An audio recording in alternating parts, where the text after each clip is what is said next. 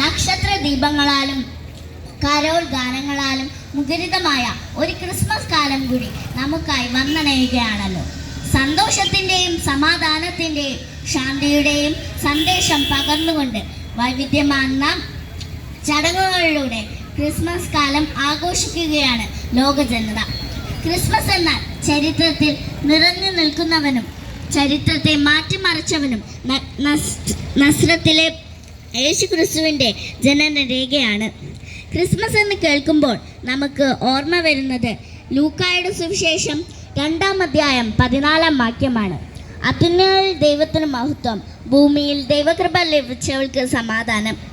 എന്താണ് ഇതിൻ്റെ അർത്ഥം? ഈ ലോകത്തിൽ സമാധാനം ഉണ്ടാകണമെങ്കിൽ, സമാധാനത്തോടുകൂടി ജീവിക്കണമെങ്കിൽ സകല മനുഷ്യരും ദൈവത്തിൻ്റെ കൃപ ലഭിച്ചവരായിരിക്കണം. അർഹിക്കാത്ത ദാനം എന്നാണ് ദൈവകൃപയുടെ അർത്ഥം. പുൽക്കൂട്ടിൽ മനുഷ്യനായി അവതരിച്ച യേശു ക്രിസ്തുവിലൂടെ ലോകത്തിൽ കൃപ ലഭിച്ചു. ഈ കൃപയിലാണ് നാം വിശ്വസിക്കേണ്ടത്. ദൈവകൃപയിൽ ജീവിക്കുക അതൊരു അനുഗ്രഹമാണ്. ദൈവകൃപയുള്ള ഒരു വ്യക്തി ഒരു കുടുംബത്തിലുണ്ടെങ്കിൽ ആ കുടുംബം അനുഗ്രഹിക്കപ്പെടും.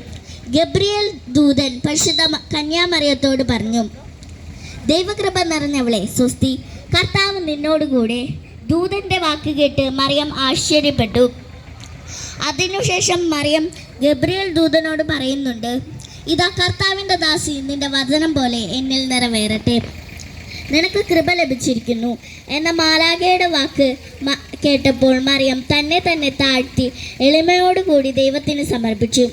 നമുക്കും ഈ ക്രിസ്മസ് കാലത്ത് ദൈവകൃപയിലായിരിക്കാം.